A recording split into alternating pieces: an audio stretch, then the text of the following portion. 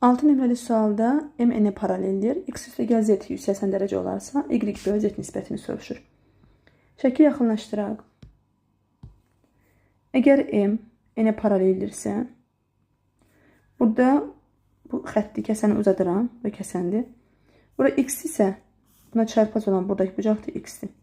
X-in qonşusu olacaq 180 minus x. Yəni bu içəridəki bucaq. Bunu yazın. Yəni bura olacaq 180 minus x. İndi həmin üç bucaq üçün y bucağı xarici bucaqdır. Üç bucağın xarici bucağı özünə qonşu olmayan iki daxili bucağın, yəni z ilə 180 minus x-in cəminə bərabərdir. Buradan y bərabərdir.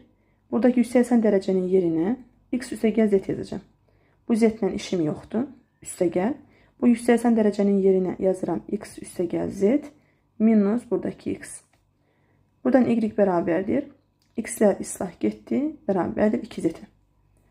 Bizdən y bölünsün z-i soruşur. Y-in yerinə 2z yazanda 2z-i z-ə bölsək z-lər gedir.